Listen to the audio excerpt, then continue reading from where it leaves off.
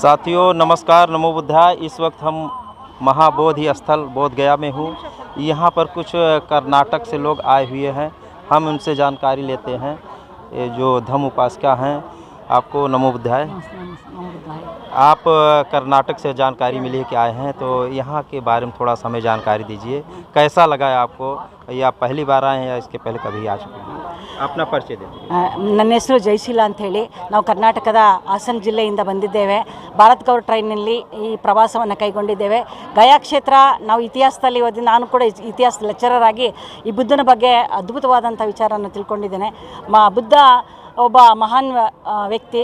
ಅವನು ಬೌದ್ಧ ಧರ್ಮವನ್ನು ಸ್ಥಾಪನೆ ಮಾಡಿದಂತಹ ವ್ಯಕ್ತಿಯಾಗಿದ್ದು, ಅವನ ಜೀವನ, ಅವನ ಟೀಚಿಂಗ್ ಇರ್ಬೋದು, ಅಥವಾ ಬುದ್ಧನ ವ್ಯಕ್ತಿತ್ವ ಇರ್ಬೋದು, ಅವ್ರನ್ನ ತೋರಿಸ್ಕೊಟ್ಟಂತಹ ದಾರಿ ಇರ್ಬೋದು, ಹಿಂದೂ ಧರ್ಮದಲ್ಲಿ ಅಥವಾ ಇತರ ಧರ್ಮಗಳಲ್ಲಿ ಇದ್ದಂತಹ ಭೇದ ಭಾವವನ್ನು, ತಾರತಮ್ಯತೆಯನ್ನು ಹೋಗಲಾಡಿಸಿ ಎಲ್ಲರೂ ಸಮಾನರು, ಅಲ್ಲಿ ಪುರುಷ ಮಹಿಳೆ ಅಂತಲ್ಲಿ ಅಂದರೆ ಜೆಂಟ್ಸ್ ಆ್ಯಂಡ್ ಲೇಡೀಸು ಬೇರೆ ಬೇರೆ ಎಲ್ಲ ಒಂದೇ ಅನ್ನುವಂಥ ಇದನ್ನು ತೋರಿಸ್ಕೊಟ್ಟಂತಹ ವ್ಯಕ್ತಿ ಬುದ್ಧ.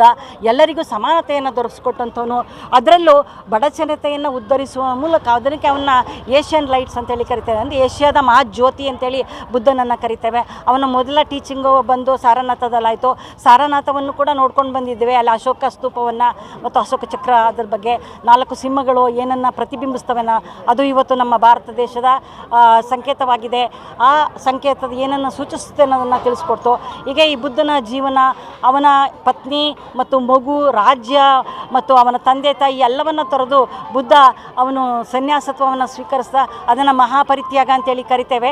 ಆ ಮಹಾಪರಿತ್ಯಾಗವನ್ನು ಮಾಡಿದಂತಹ ಬುದ್ಧ ಉತ್ತರ ಭಾರತದ ಹಲವು ಕಡೆಗಳಲ್ಲಿ ಸಂಚಾರವನ್ನು ಮಾಡಿ ಬೌದ್ಧ ಧರ್ಮವನ್ನು ಎಲ್ಲ ಕಡೆ ಪ್ರಚಾರವನ್ನು ಮಾಡ್ದ.